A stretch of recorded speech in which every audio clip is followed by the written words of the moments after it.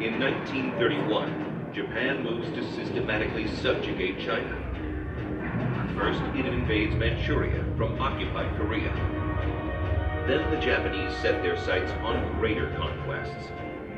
And the fighting escalates into a full-scale war, starting in Peking and spreading to Shanghai.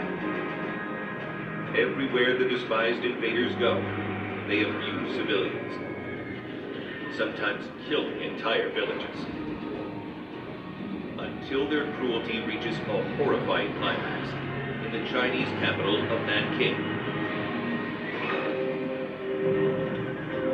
Taught from childhood that the Chinese are racially inferior, Japanese troops descend on the city, murdering hundreds of thousands of soldiers and civilians, including children. Women and young girls across the city are also raped, many mutilated. Atrocities continue elsewhere as the Japanese build laboratories where they conduct hideous biological experiments on civilians. Most infamously at Unit 731. Tens of thousands are killed as human guinea pigs, including entire villages subjected to germ warfare. By late 1941, President Roosevelt sees the strategic importance of keeping China from falling. Chinese resistance can prevent the Japanese from marching north to join Hitler's efforts to knock the Soviet Union out of the war, and south into British colonies, including Burma, Malaya, and Singapore. The Chinese National Army is immense and resilient, but too hopelessly antiquated to defeat the Japanese. So the Americans set out to modernize it. But nothing in China is simple.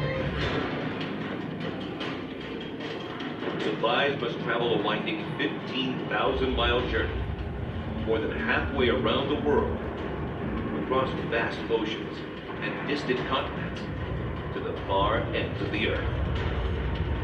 When the Japanese finally isolate China by closing the Burma Road in 1942, the Americans have no choice but to fly supplies from India across the daunting Himalayas. Known as flying the hump, these flights are a highly dangerous enterprise. Meanwhile, American soldiers, mostly from segregated African American units, begin construction on an overland supply route to China, the Lido Road. The work is grueling, but it gives the Allies a desperately needed alternative for delivering supplies. Despite these courageous efforts, little aid trickles through, but it is just enough to keep China in the war. Other Americans also make the journey to Asia. Many fight alongside the Indians, Burmese, and Chinese, becoming some of the most adventurous, daring men of the war. Agents from the Office of Strategic Services gather intelligence and rescue downed pilots, while working hand in hand with local guerrilla fighters. Major General Claire Chennault's Flying Tigers, defending China and Burma, shoot down scores of Japanese planes,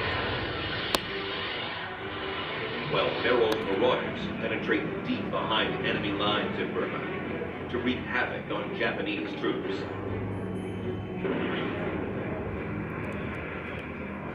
By 1944, the Japanese are in retreat all across the Pacific. Yet in southern and eastern Asia, they piece together two final offensives. In Burma, the Japanese attempt a last-ditch invasion of India, but are rebuffed by British Commonwealth troops. In China, they commence a massive 8-month assault that comes dangerously close to bringing the National Army to its knees. But somehow, the Chinese manage to hold on. Over the course of the war, the Chinese suffer staggering military and civilian casualties. But China's sacrifices tie down 1 million Japanese soldiers, enabling the Americans to accelerate their drive across the Pacific